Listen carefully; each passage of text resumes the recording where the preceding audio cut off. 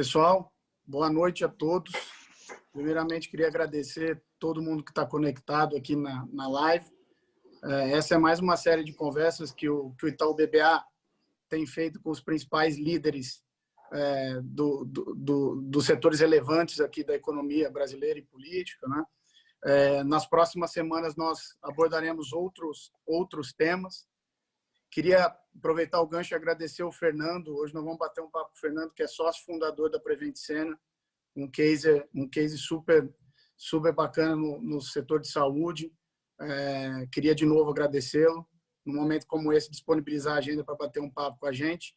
Junto comigo aqui está o Thiago Macruz, que é head do setor de saúde do research do banco, e a Gabriela Denadai, que é head de operações estruturadas do middle market. Queria aproveitar aqui o gancho e já começar com uma pergunta para o Fernando. Queria saber como é que a Prevent se preparou para essa epidemia, como é que tem sido o atendimento tanto dos pacientes já diagnosticados com Covid, quanto dos pacientes não diagnosticados, e como é que você está vendo, Fernando, daqui para frente o efeito dessa pandemia. Obrigado. Bom, boa noite a todos. É um prazer aqui, Zé, estar com vocês. Enfim, a Prevent Senior vem se estruturando no modelo consagrado a todo esse tempo, que a gente entende que seja o correto, para um sistema de saúde, não uma assistência médica, porque nós chamamos a Prevent Senior de um sistema de saúde, não uma assistência médica. E quando nós chegamos no final do ano passado, estávamos todos estruturados, não para a Covid, obviamente não, porque os planos de negócio da companhia continuaram sendo feitos. E como nós tínhamos essa estrutura muito bem organizada, ela serviu para o Covid. Então, a velocidade com que a gente fez toda a movimentação do isolamento em massa dos nossos beneficiários, a telemedicina foi muito importante. Nós pusemos a telemedicina em 3 dias em pé, uma velocidade absurda, E entramos também com os protocolos que já estavam sendo desenvolvidos no mundo e acrescentamos esses protocolos clínicos e começamos a desenvolver essas pesquisas em cima do protocolo. Foi fundamental para um sucesso que hoje, nesse momento, as nossas curvas não estão subindo de forma nenhuma, estão super estabilizadas. Um número de internações comparadas até com o ano passado, foram 1.000 internações a menos, obviamente porque eles ficaram em casa, as seletivas não foram feitas. Então, assim, a empresa não mudou a forma de atuar. Nós pegamos 3 hospitais para Covid, separamos isso de forma muito rápida e depois deixamos os outros hospitais para as outras demandas, Porque você, nesse momento, quando você tem um público crítico, de doenças, enfim, mais sensível, você não pode esquecer aqueles que já têm as suas doenças instaladas, você precisa cuidar deles. Então, nós dividimos a empresa em 2, Um grupo cuidando do Covid e o outro grupo cuidando dessa massa. E até o momento, a gente tem tido um sucesso excelente, porque todos estão assistidos, de forma completa. E aqui na empresa não se fala só de Covid, se fala de tudo. Então, a gente conseguiu, nesse momento, a Prevent Senior estabilizar bem o quadro. Aprendemos muito a lidar com o Covid. Foi muito bom em termos de medicina. A gente evoluiu bastante na questão científica aqui. Vários estudos saíram da Prevent.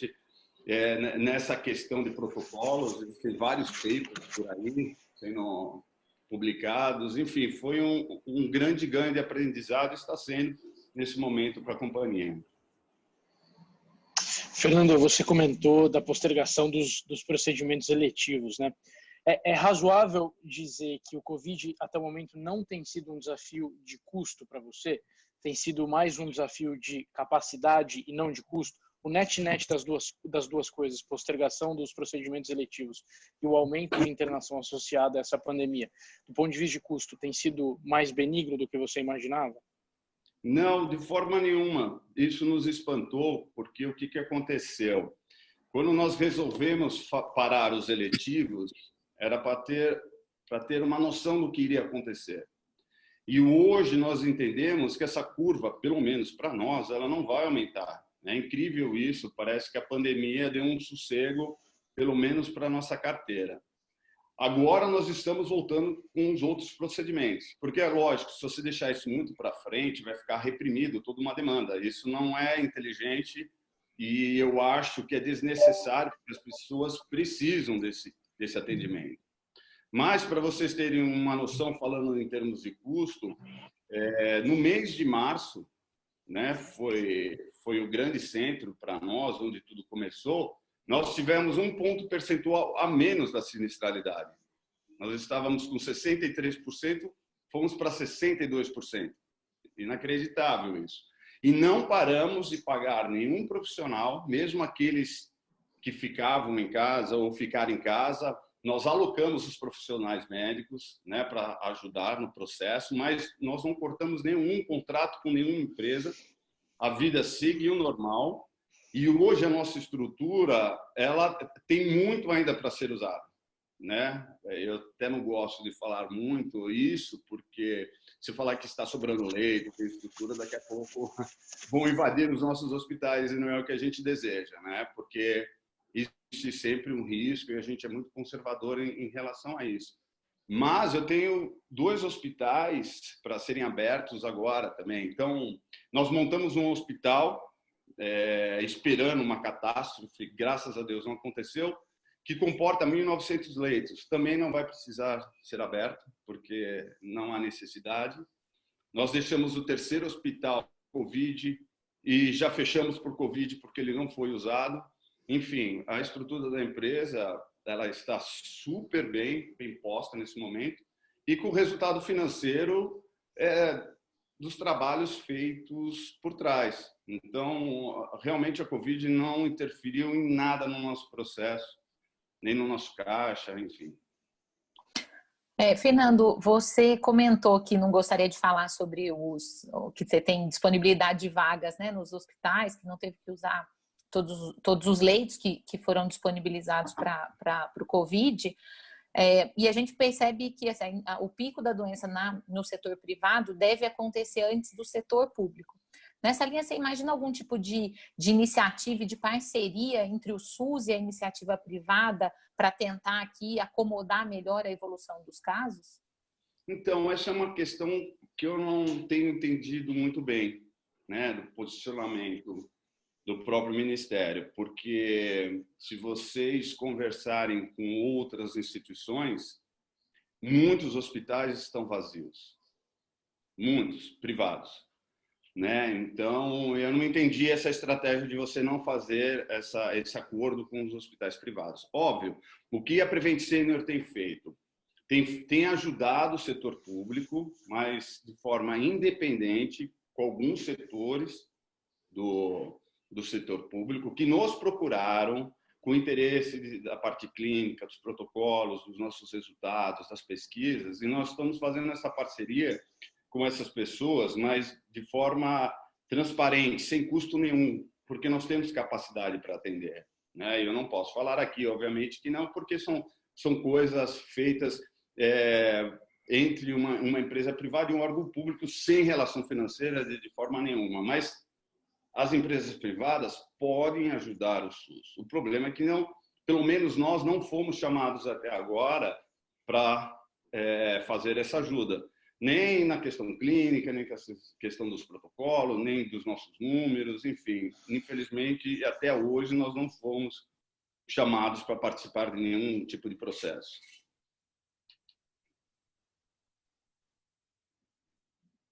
Ô, Fernando, aqui é mais para ter uma ideia, assim, eu queria a tua contribuição, você conseguir esclarecer um pouquinho para a gente como é que tem sido o ciclo da doença, né?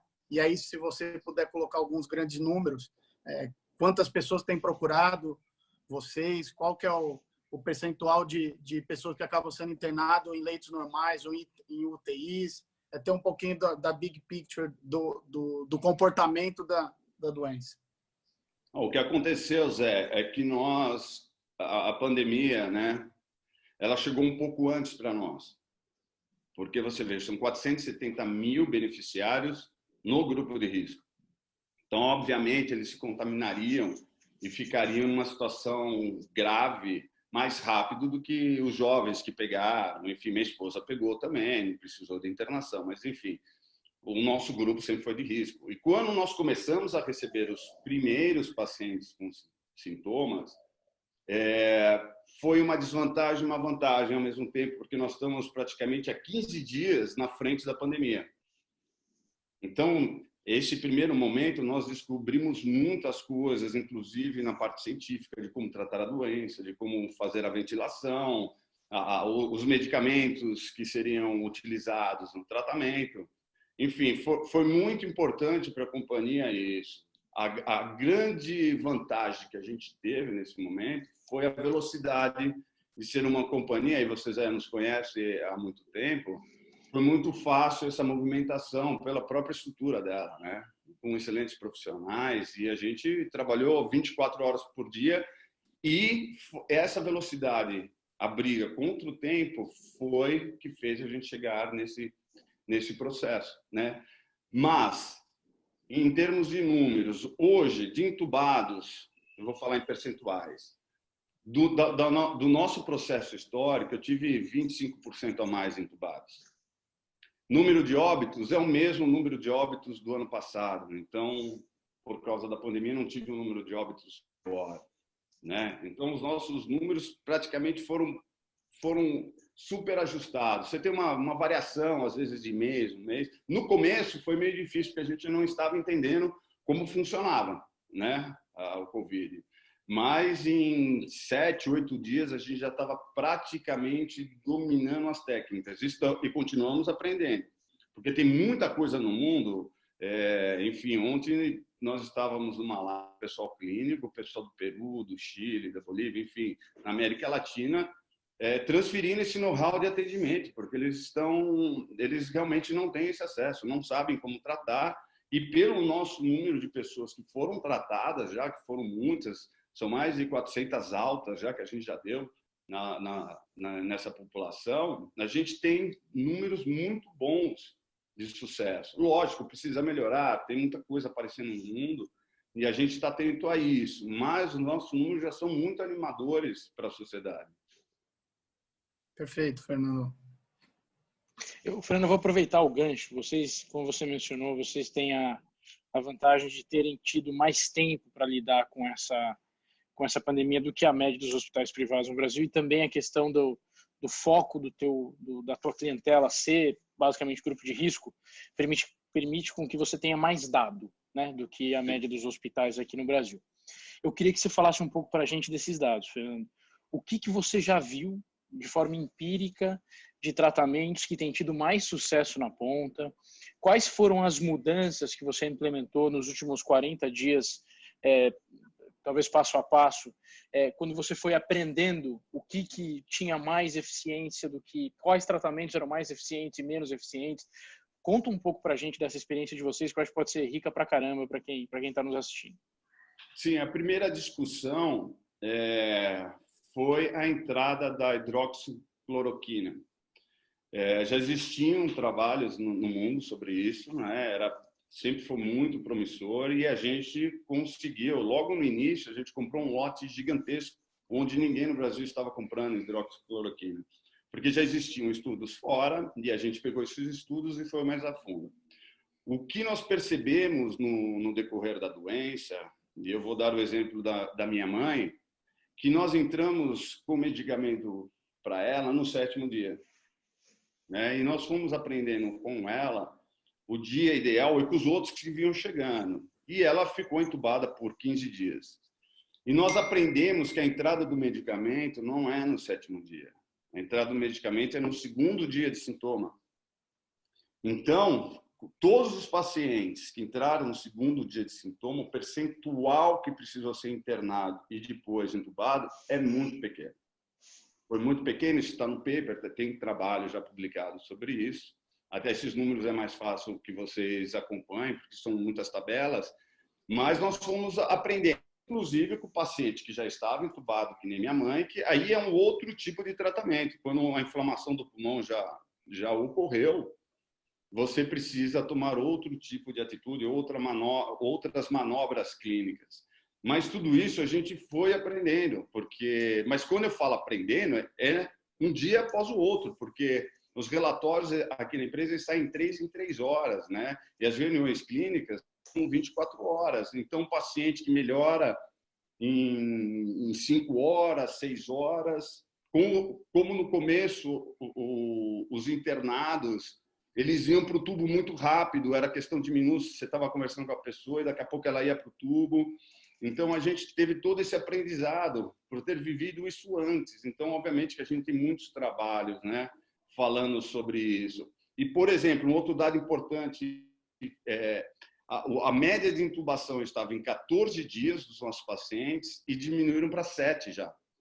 E, se Deus quiser, a gente vai chegar a muito menos de 7. Mas nós já estamos trabalhando na não intubação. Nós já temos um protocolo para não chegar ao nível de intubação, que esse agora é o nosso grande desafio. E nós estamos acertando bastante nesse processo, né? Porque esse pessoal que está entubado é um resquício, né, do que foi vindo desses dias. Mas existem pessoas que são doentes, obviamente, né? A maioria acima de 80 anos, que já tem morbidades, é muito difícil ela não afundar, né, no termo de ir para um leito. Mas também a gente está aprendendo como tratá-las, né, de forma muito agressiva. Obviamente que nem todos têm a mesma sorte, mas os nossos números são muito promissores. Ô, Fernando, e assim, pensando aqui para evitar a contaminação massiva, a gente tem visto o governo, uma série de empresas tentando trazer mais testes, né, para o Brasil, para tentar aqui os testes em massa. Vocês entendem qual que é a sua visão sobre isso? Você acha que é o caminho mesmo? Como é que a gente pode fazer a aplicação desses testes de forma organizada, com mapeamento? É um volume escasso, né? O mundo inteiro pedindo esses testes. Como é que você enxerga essa ação um pouco mais preventiva aqui de tentar controlar a proliferação do vírus? Eu acho que não é uma medida só, né? São várias medidas conjuntas. Eu acho que qualquer medida é válida. Qualquer ideia é válida. E mesmo que você consiga fazer esses testes em 25% da população, já é válido. Agora, se você tiver só 25% de testes, você precisa direcionar quem fazer o teste. E é esse plano de ação que tem que ser muito bem desenhado. Porque o grupo de risco tem que ficar isolado. Porque é grupo de risco, isso é sabido. Obviamente, se você tiver um tratamento de bloqueio, que é o que a gente está tentando fazer aqui com muito sucesso, e quando isso for confirmado de forma científica, pronto, o grupo de risco está mais protegido, independente se ele já tem se ele é positivo ou negativo, porque hoje tanto faz para nós, principalmente, porque o nosso positivo e negativo é a tomografia. A gente aprendeu com as milhões de tomografias que a gente tem, as comparações, que a gente já sabe se o paciente está... Porque você não pode ficar esperando positivar um teste para entrar num tratamento. Se eu estou falando no segundo dia e um teste chega em 10, 15, você perdeu o timing. Então, hoje, a correria é contra o tempo. Então, se tiver um plano muito bem feito de ação, porque são várias coisas, né? Não é só o teste que vai resolver. São várias coisas ao mesmo tempo, organizadas, né? Com fluxo de informações corretas.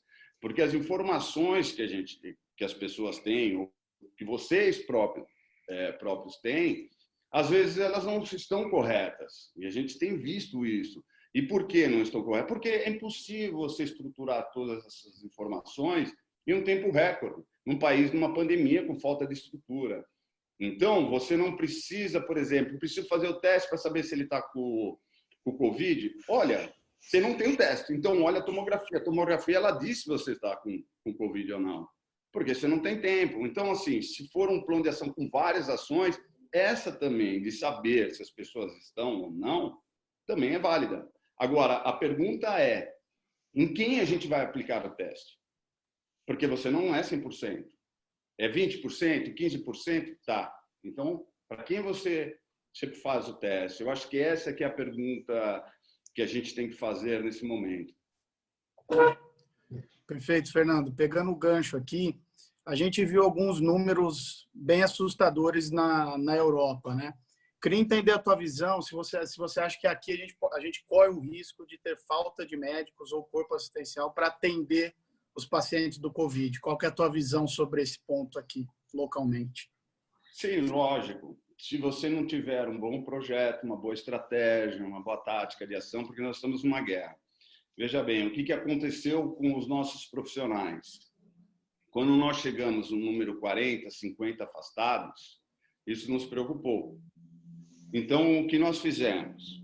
Nós pusemos todas essas pessoas em hotéis, fora da família, né, com um sistema controlado. A gente fechou 2 ou 3 hotéis perto dos hospitais que tinham um problema e a gente controlou o ambiente. Então, hoje, o meu número de afastados é muito pouco, porque se tomou ação. Agora, se você não fizer nada e deixar a pessoa ir ao hospital, o hospital, se ele não é designado só para Covid, você tem que entender que o sujeito ele chega no hospital, ele entra no estacionamento, ele passa no elevador e vai para o setor fechado. Mas a hora que ele sai, está no ar. Ele não só vai contaminar, ele vai ser contaminado, mesmo aquele profissional que não está trabalhando no Covid, como vai contaminar todo o ambiente. Então, foi uma das coisas que nos criticaram, foi isso. E por isso que a gente segurou a onda de a gente ter isolado os hospitais, que foi uma recomendação da própria OMS, porque faz sentido, se você isolar, você não espalha isso para as outras unidades e nem mesmo os profissionais. Que, por exemplo, no nosso caso, os médicos que trabalham nesses hospitais, eles não trabalham nos outros hospitais. Então, os outros hospitais que não estão contaminados, eu não vou ter baixa. Eu não vou precisar de profissionais. Eu vou ter baixa, caso aconteça, nesse hospital. Então, o número ele fica muito reduzido. Agora, se você deixar a coisa espalhada, obviamente que fica incontrolado. Vai para casa, vai pegar metrô, vai pegar ônibus. Cara, se o cara está contaminado, ele vai contaminar todo mundo. O que a gente fez? Não, você vai para o hotel. Você sai do hospital que é ao lado, vai para o hotel. Se contaminar, já estão todos contaminados, ou é o mesmo ciclo do vírus, né? Então, eu acho que, eu repito, né? O que falta é uma organização, né? De como se organizar isso. Porque não é tão simples. Fique isolado, não saia, estou comprando material, estou fazendo isso. Tá, mas e aí? Tá, mas precisamos, assim, um detalhamento de ação. Porque existem muitos lugares no Brasil que estão nos consultando. Hoje nós viramos consultores praticamente mundiais de como se tratar com o Covid. São imensas videoconferências com o mundo inteiro, até os Estados Unidos. Em New Jersey, a gente estava ajudando até semana passada como eles lidarem com isso. Eles não tinham a mínima noção de como lidar. Então, assim, não pode ser pacífico, vamos esperar e vamos ver o que vai acontecer. Não, tem que ser proativo nesse momento. E quanto mais proativo for e mais rápido, nós vamos sair dessa situação. E é isso que a gente pede sempre os nossos parceiros que estão fazendo. Olha, seja proativo, não espere que a coisa aconteça para você tomar uma reação. Muitas vidas vão morrendo ao longo do caminho se você não tomar ação, né? E essa é a grande angústia aqui da Prevent Senior, porque existem várias coisas que deram certo? E podem ser aplicadas, como várias coisas aconteceram na Europa e podem ser aplicadas aqui para nós também.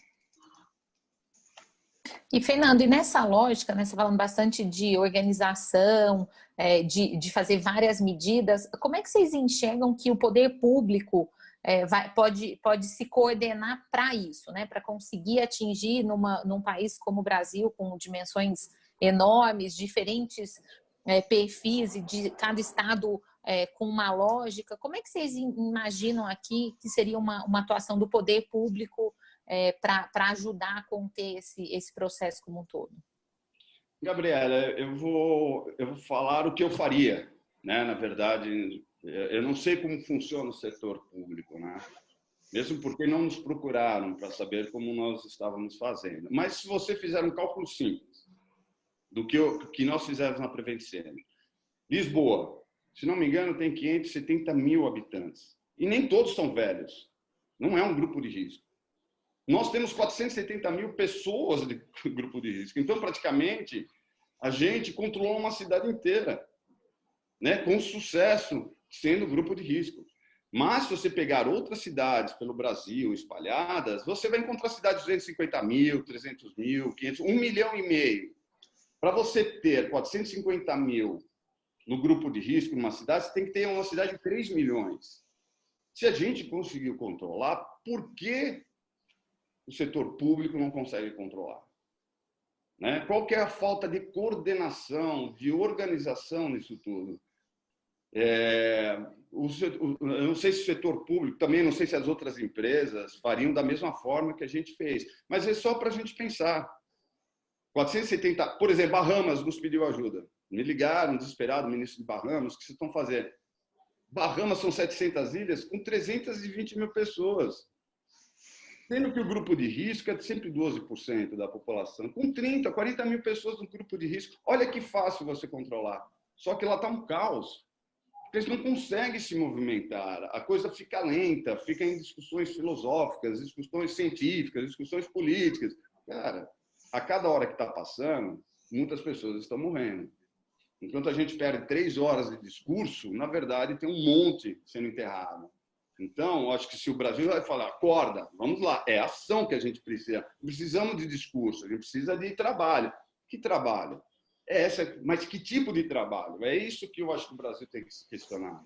Qual é o tipo de trabalho que a gente necessita agora para sair dessa situação? Porque se não agirmos de forma rápida, nós não vamos sair disso. E, sinceramente, a minha perspectiva da forma como está andando, isso vai para o final do ano. Ninguém vai aguentar ficar em isolamento até o final do ano. Então, esse é fato, né? Eu acho que vocês estão em isolamento, eu não estou, mas para mim está difícil também trabalhar sem minha família. Mas, assim, está todo mundo já no limite.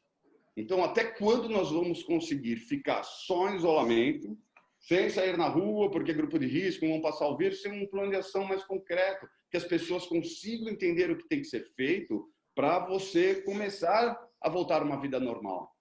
Não dá para sair que nem louco na rua, isso não é o melhor motivo, mas do jeito que está, e eu tenho andado, porque eu venho trabalhar, as pessoas já, daqui a pouco, tá a vida normal. E aí vai ser um outro problema. Então, eu acho que está faltando muita ação, né? Essa lentidão de tomadas de decisões, ela vem me angustiando. Isso eu nem estou falando em nome da empresa, estou falando pessoalmente, né? Porque eu vejo que existem soluções e ninguém está tomando nenhuma solução. Perfeito. Fernando, uma dúvida que aparece aqui para a gente, né? A gente sempre fica tentando entender onde é que a gente está na curva, né? No Brasil como um todo, no setor privado e no setor público. Será que você pode dividir com a gente alguma informação, algum data point de quantos pacientes, na média, no pior momento, vocês recebiam por dia?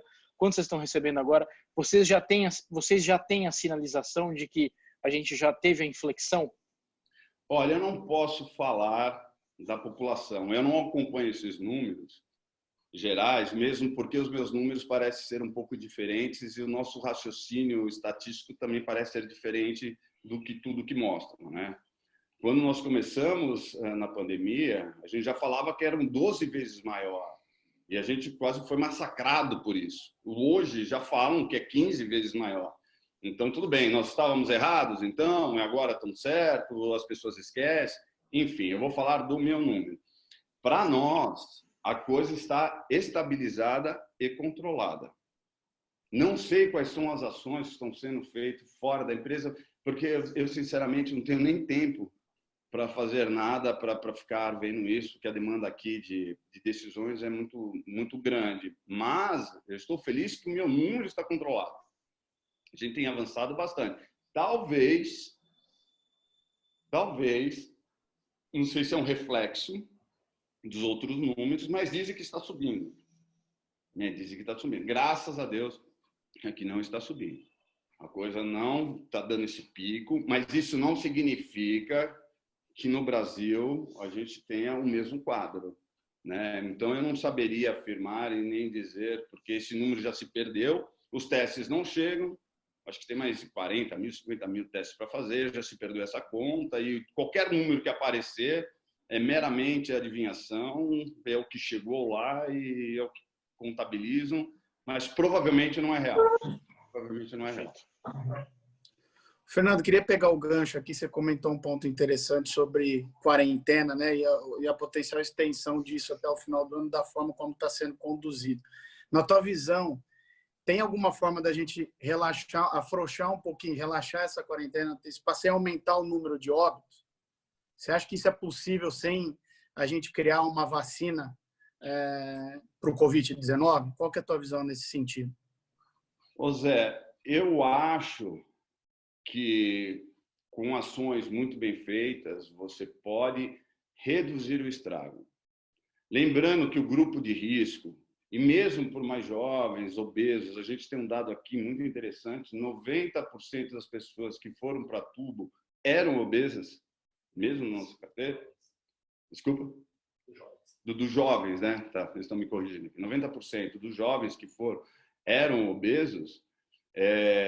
Isso já é um super dado, né? Então você tem. Então quem a gente protege? Esse não sai, esse isola. Mas existe aquela população que pegou e passou de boa.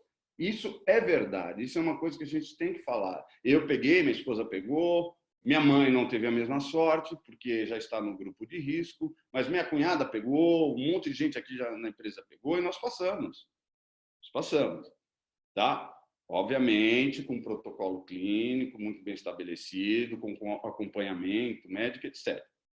A vacina, se a gente esperar a vacina chegar para tomar qualquer outra medida, a vacina, no mínimo, são 180 dias.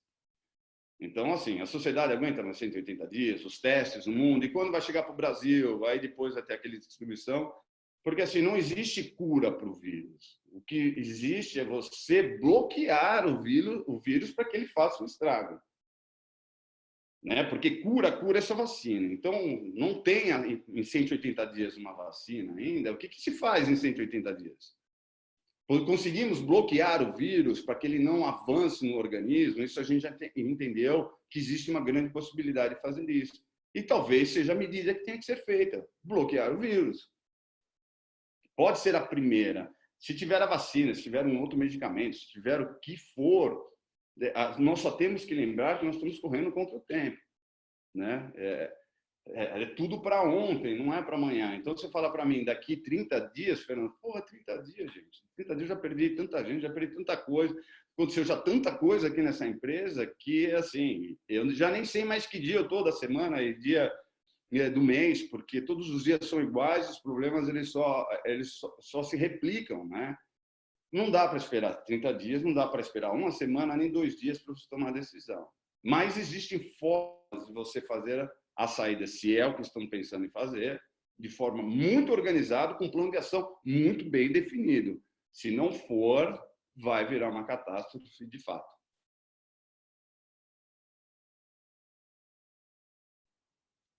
Não estou te escutando, Desculpa, Thiago, desculpa, eu tinha deixado no mudo aqui. Tem uma discussão que está em curso, Fernando, que é do que o Covid vai trazer de mudança para o sistema suplementar de saúde aqui no Brasil, né? A gente já teve alguns bate-papos que se estuda a mudança da forma de remunerar os hospitais privados por planos de saúde não verticalizados, que não é o caso da Prevent. Eu queria pegar um pouco da tua opinião como participante ativo desse segmento. Qual você acha que é a mudança que essa epidemia que a gente está vivendo pode trazer para o sistema suplementar de saúde? O que você tem ouvido? O que você acha que é razoável supor? Divide um pouco a gente a tua opinião, Fernando, por favor. Eu acho que não só o modelo da saúde suplementar ele vai mudar, né? Mas as relações entre os players do setor tem que mudar. O que nós temos na saúde suplementar? O próprio nome diz, saúde suplementar. Então, ela só existe porque o governo não dá conta de fazer a saúde integral. Então, por exemplo, eu só existo, eu estou falando de fato, só existe por uma ineficiência do setor público. Tá? Então, aí você pega a saúde e vira um business. E um business que começou a ser tratado como se fosse um banco, uma instituição financeira, um mercado, enfim, qualquer outro tipo de business. E não é saúde. Saúde, você tem que ter muita responsabilidade para você estar trabalhando em saúde, porque você está trabalhando com vidas da pessoa. Você não está vendendo um chip, um celular, uma telefonia, ou fazendo financiamento. Você está tratando de fato com as pessoas e com a vida. E no decorrer dos anos, que não começou agora, de muitos anos para cá, o sistema de saúde virou totalmente mercantilista. Não existe preço para nada, existe negociação, existe muitas coisas que acontecem. No momento de pandemia, num momento como esse que ninguém esperava, o que aconteceu? Ninguém estava preparado para isso. Obviamente que se você depende das relações comerciais e de negociações, onde a operadora ou seguradora briga com o seu fornecedor de serviço, eu te gloso, você está cobrando mais, está menos, aumenta a minha tabela, fica aquela briga toda, e ninguém se fala, e ninguém se entende, porque cada um puxando o elástico para um lado, uma hora a corda arrebenta. Hoje, o que aconteceu? Arrebentou essa corda. Essa corda arrebentou, e arrebentou, os dois ficaram com cada um com uma parte na mão, tanto as assistências médicas como os prestadores de serviços. Então, qual que é a reflexão? Quem ganhou nesse jogo? E puxa-puxa. Ninguém ganhou, todo mundo perdeu. Né? Porque ninguém imaginava que isso poderia acontecer. Então, acho que as relações vão ter que ser discutidas pós-pandemia, né? Vão ter que se entrar em um acordo. E quando eu falo da assistência médica, da saúde suplementar, eu não estou falando só de Brasil, tá? Nos Estados Unidos, a gente tem notícias que os sistemas também estão quebrando em partes, né? Empresas seculares ali nos Estados Unidos, com um grande nome, passando por situações complicadas. Por quê? Esse é o momento que ninguém pensou que iria mudar. E eu acho que talvez sirva para reflexão. Se você me perguntar qual que é o modelo ideal, eu não sei. Eu não faço a mínima ideia. O que tem que ser feito é botar em discussão, porque nesse momento eu acredito que todos acabaram perdendo com esse sistema estritamente mercantilista, e todo mundo tem que entender. Saúde, ela tem um limite para você ser mercantilista. Não dá para você ultrapassar esse limite. Se você ultrapassou, primeiro, você está brincando com vidas, e segundo, você está brincando com toda a estrutura que você tem. Então, eu acho que chegou a hora de todo mundo pensar e falar qual que vai ser o próximo caminho. Mas ainda é muito cedo, né? Porque nós estamos no meio de uma pandemia. Talvez essa discussão no futuro, e tomara que seja breve, seja muito saudável. Fernando, na linha que vocês começaram, né, a tratar a doença bem antes de todo mundo, toda a preparação que vocês têm e uma série de pacientes que já receberam alta, vocês já conseguiram ver algum tipo de nível de reinfecção? Tem alguns estudos fora do Brasil, na Coreia, que dão indícios de que pode ter uma reinfecção. Como vocês já têm muito paciente em alta, vocês já conseguiram ter alguma evidência nesse sentido?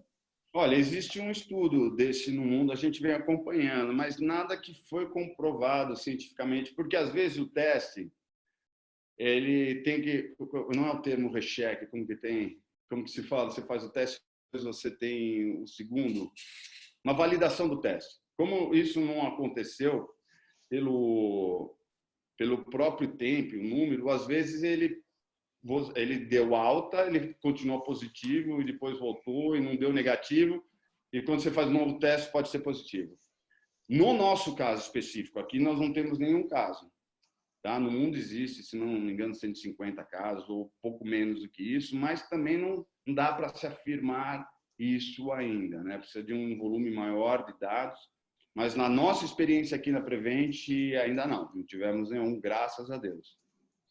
E ainda nessa linha de que vocês começaram antes e tem uma série de protocolos que vocês até estão dividindo com vários agentes, vários países, todo mundo se pergunta desses papers, né? O acesso que até a sociedade civil poderia ter acesso a essas publicações. Esses papers já foram de fato publicados? Eles ainda estão em análise pelas revistas? Como é que está essa questão da publicação formal e a disponibilidade para o público em geral de todos esses protocolos que vocês desenvolveram? Então, esses protocolos já estão nas revistas, e para os agentes de saúde que nos procuram, a gente manda os protocolos. O que aconteceu é que nós fomos tão massacrados por causa disso que nos impediram de mostrar os protocolos, né? Então, foi uma coisa surreal que aconteceu aqui na empresa. A gente falou, pelo amor de Deus, eu tenho aqui. Então, a gente porque tem o meio científico que fala, eles não têm dado, a gente tem dado, fica aquela briga, enfim. Então a gente resolveu falar, só quem quiser ver e quem quiser conhecer, vem até a empresa. E muitos vieram, e os caos, enfim. Mas agora eles estão publicados, né? Eles sempre são publicados, esses papers. É que você precisa ter para ser validado numa revista de alta circulação, técnica, enfim, mas eles já foram publicados. Tá? Na verdade, ele é um paper que pode ser público, não tem problema nenhum. O problema é que, assim, só não quero que o paper chegue para depois todo mundo botar o paper na fogueira, por que eles estão fazendo isso, etc. E pela própria proteção dos nossos profissionais, a gente resolveu não ficar abrindo, né? Porque todo mundo pergunta. Mas nós apanhamos tanto, né, durante 15 dias, que eu resolvi proteger todos os nossos profissionais aqui, porque o pessoal ficou muito sensibilizado em relação a isso, porque o esforço foi tão grande de fazer esse trabalho, e sem querer levantar troféu nenhum, né, porque a gente está dividindo com todo mundo, a intenção sempre foi ajudar, isso eu quero deixar bem claro para todo mundo. Mas eles são públicos, né? Depois, se quiser, Gabriela, eu te passo os links onde você pode acessar e distribuir para o seu pessoal, enfim.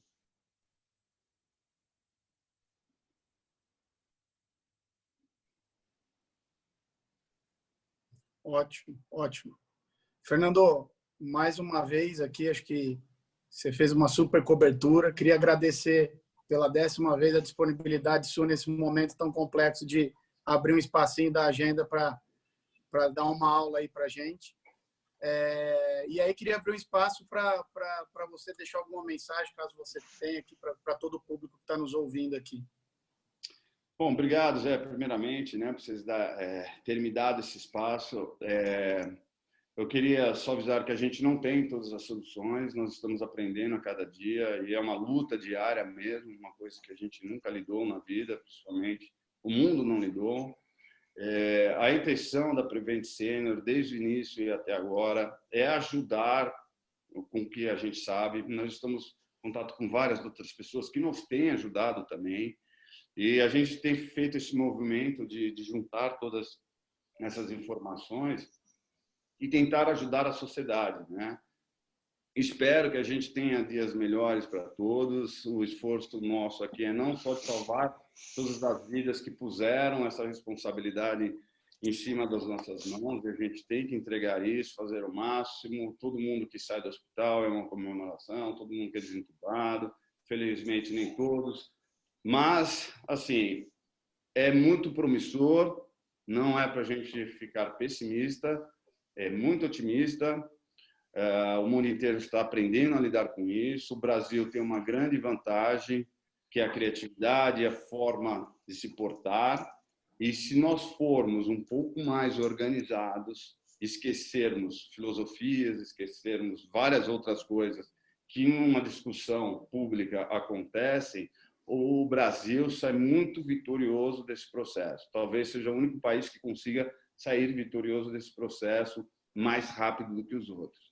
O que está faltando é as lideranças se juntarem para discutirem, serem rápidas e proativas, né? Esquecer das medalhas e dos troféus que existem por aí, que ninguém está precisando ganhar nada. A gente está precisando salvar as vidas e fazer com que o país saia o mais rápido possível dessa situação. Ótimo, Fernando. Obrigado.